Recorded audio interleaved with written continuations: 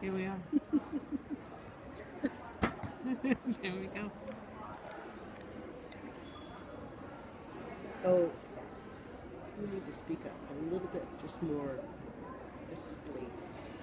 I was watching them catch, and I think you want to just be a little bit more clipped. And I was listening to myself too, and I found Does she sound like a drunk on the phone? I did. Okay, here we go. Hey, you guys. I'm going to turn you guys around. Oh, hi, everybody. It's Katerichbourg live from Stitches West. Okay, we're taking a little bit of a respite because it's been quite a day so far. Let's see, what have we done? We've spun, we've bought yarn, we've seen all kinds of cool, interesting yarn related things. We've met friends, we've chatted. It's been awesome. So with this segment, you guys, I'm going to share with you a couple of things. We're going to talk about yarn, we're going to talk about some beads, and we're going to talk about color. First, I want to share with you, we did some projects. Tanya and Emily and I did this little make and take, and I wanted to share these guys with you.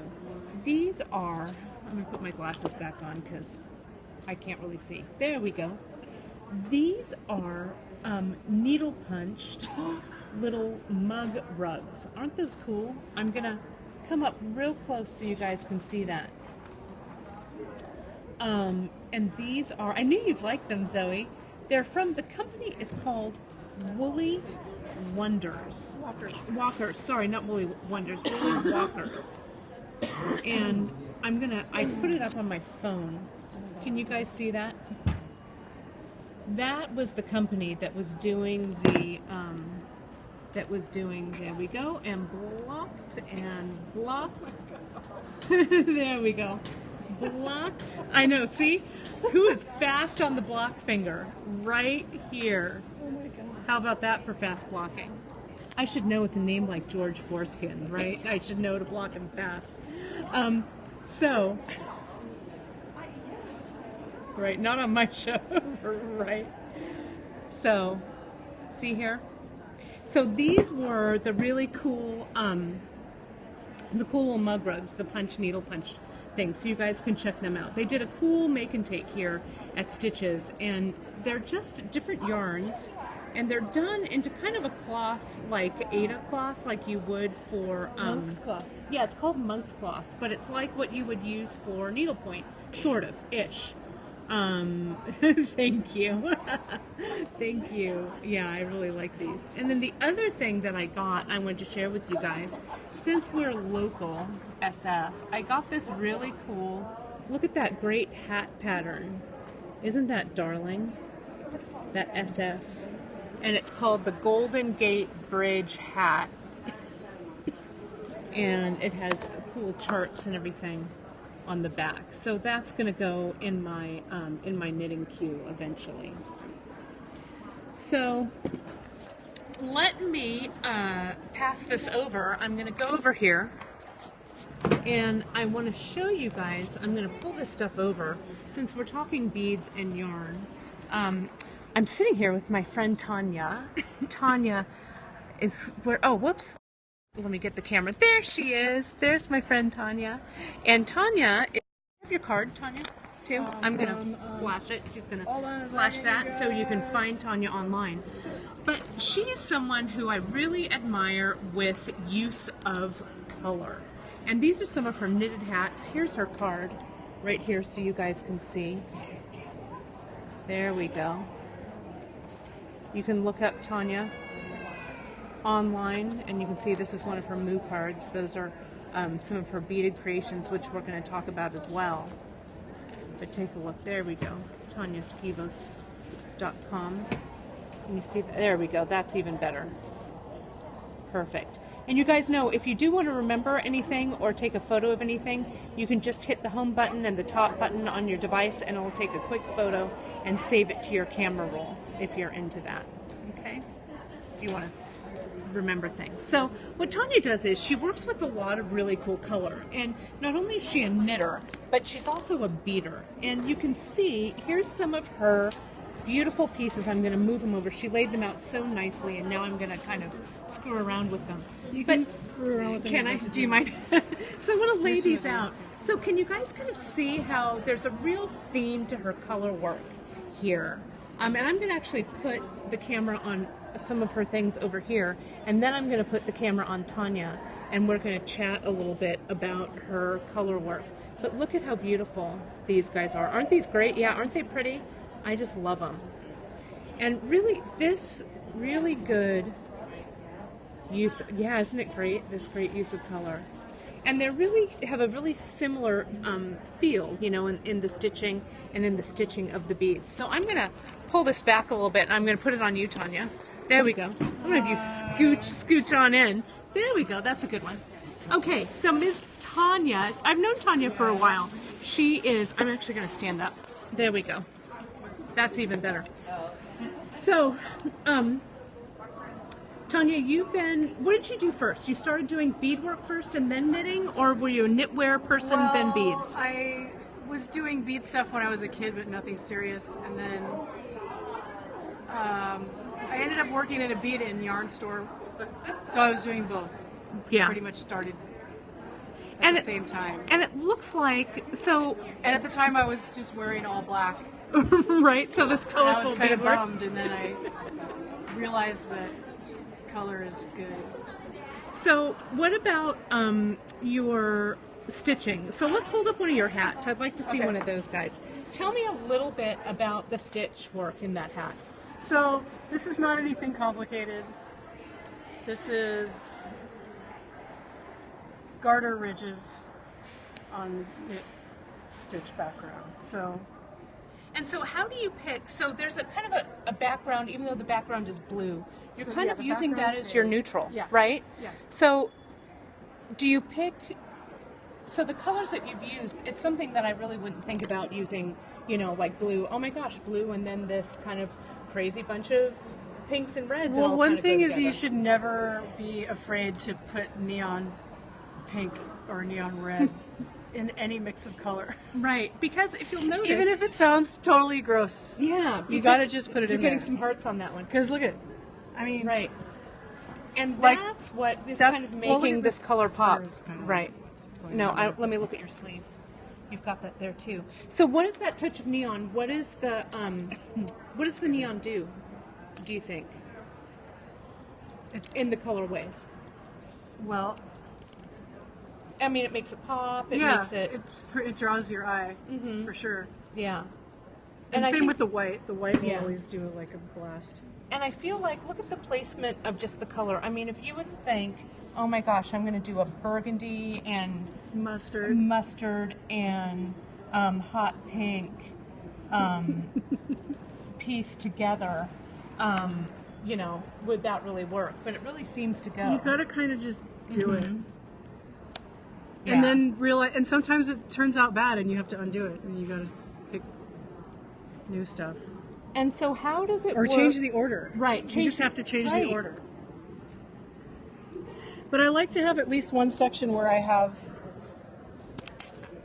like this right here, these colors are really like complementary opposites. Right. So I like to have at least one section where there's, like these are like opposite, basically. I mean, if you look Right. at them on a color wheel, they're pretty much on opposite sides from each other.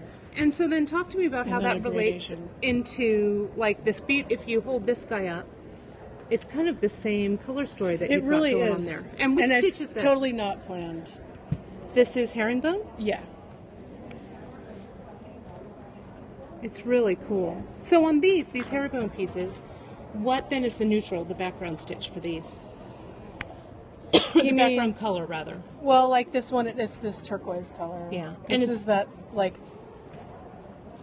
Again with that mustard. It's the really name good. is Toast. Toast. Yes. And This so a is new color that I the just got. color then that you pick out first and you go, Yeah. this is going to be my neutral? Yeah, generally. Yeah, I figure out what my background color is going to be. And sometimes I don't have it all, like, where it's all back. Like, this is just segments of little combos, and it doesn't have a long background color running through the majority of it. Right. See how this is all different. What, so do you pre-string? What happens with all these guys? Oh, this is a pile of beads, and I stitch them all together, two at a time. And so I've seen when you work, it's like you have little mountains of beads. Yeah. Right? I mean, so is it the same with your yarn? So with this, usually when I'm planning a hat that's going to have a zillion colors in it, I will figure out my background color. Then I'll figure out what the colors of the rim are going to be. Sometimes I just get all of my worsted weight yarn and gather it, clear off a huge section of my floor, and sort of lay it out in order, like in a spectrum. Right. And so then you can kind of pick it like a color palette, or kind of like you were adding stuff to a sauce. Yeah, or sometimes I'll just be inspired by a certain color and realize that I want to use it, and then I'll figure out all the other colors that I think will look good. Oh, they're really beautiful. And let's flash me your rings there as well. These are all peyote stitch, and they're really soft. Yeah. How do you store your beads? Oh God, I wish I knew a better way. Well, do you store them by color? My house, no. I have overflowing drawers and boxes of tubes of beads. But when you're bags of beads. And bags of beads. Yeah, it's a real mess. If anybody has really great ideas about, shoot them over. Like, I need a dedicated large piece of furniture that will help me organize everything. But color, do you start with color, or do you start like with pattern with these guys? I start both. I make them up as I go. Usually what I'll do is I'll figure out what colors I want to do next and what kind of pattern I want to do with it. So. Oh, someone says a printer's cabinet is good if you have the space. Okay. Yeah, that would be Doesn't cool. that have those little tiny drawers? Yeah, little drawers. That's true. No, Sometimes for seed beads, you need something a little bigger. Yeah. For other That's things, true. that would be cool. And these guys, these color blocking, take a look, you guys, at these cool color blocked pieces. The color blocking, I think, is a really interesting way to add not only color, but some texture. Oh, Sky Blue Birdie says, I use thin tackle boxes and iris band drawers. I'm not sure what iris band drawers are. Iris brand? Iris brand. I'll check it out. Yeah. Thank you, whoever said that. You're getting lots of hearts for this. Look at that. Look This at the texture. one's a real crowd pleaser. I think it's the neon red. It's the thing. Yeah, just don't ever be afraid to put neon red in something. Right. Because people really pop. Even people that would never. Iris brand. Got it. Iris brand. Got it. And show me this long one. Okay. This one has a bunch of cool vintage beads. And again, look at this pattern. Check out this pattern, you guys. Look at. I mean, it's kind of a salmon pink. It's like a coral pink and then this like caramel colored. That caramel colored bead is some vintage Czech bead that I've only ever seen once. There you go. There's Tanya's. Here's some faded recycled vinyl African beads. Oh, yeah. I'm going to get a close-up. I just want to make sure that everybody can see your card. People are asking for your website again. Okay. Can you guys see my that website okay? is lacking a lot of this stuff. I'm working on it. You're getting there. Just follow my Instagram. And you'll see more. Yeah. Tanya's Instagram is awesome. Follow her on Insta. She's if you amazing. like pictures that are taken in museums, you'll like my Instagram. So tell me what these beads are. Those are recycled vinyl. Those are African recycled vinyl beads. Some of you guys who watched my Periscopes from Tucson actually saw Tanya buying some of these at the African Village. Yeah, the recycled vinyl is beautiful. But again, think about you guys color blocking. And I think that one of the main things I wanted to convey out of this is don't be afraid to mix your color. Don't be afraid. I admire just those pops of color to really draw your eye and make things look interesting and vibrant and intriguing. And also using pattern, intentional repeat, finding your background neutral. Having a neutral doesn't necessarily mean that it's black or gray or white. It can just be whatever your background color is, and then feed your design off of that. Yeah. Let's get these other guys right in there. Yeah. And then throw those rings. Let's get those rings in one more thing. Let's get all of Tanya's oeuvre in here. Here's look at these guys. Peyote stitch Yeah. ones. And again, for finding and playing with color, you guys, you know, seed beads I think is a great way to, you know, the investment in cash isn't so big. It's the investment until in time. you get really obsessed. Right, until you get really obsessed, right? But using these as little color stories, I think is great.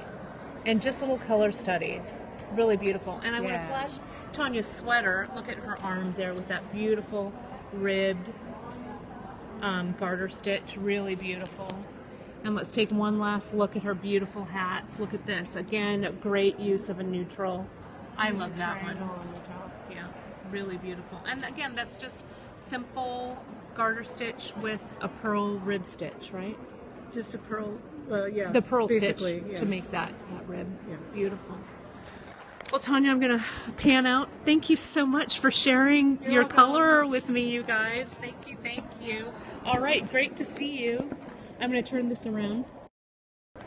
All right, you guys, thank you so much for joining me for this segment. You know, Stitches West has been super fun. Emily's over here. She's doing some knitting. Look at that, doing some cool hat knitting over there. You know, I really urge you guys to, if you have like some kind of a, I don't know, creative festival in your own backyard, whether it's a bead show, a knitting show, I don't know, rubber stamp show, who knows what's around out there. But I really, really firmly believe in the world of kind of omnicrafting, you know, being an omnicrafter. So I know a lot of us, the majority of us, are jewelry makers and beaders. But if there is something that's out there that you can go and find and kind of connect with on a different, yeah, my mom, is it drink time? Can you tell, Mom?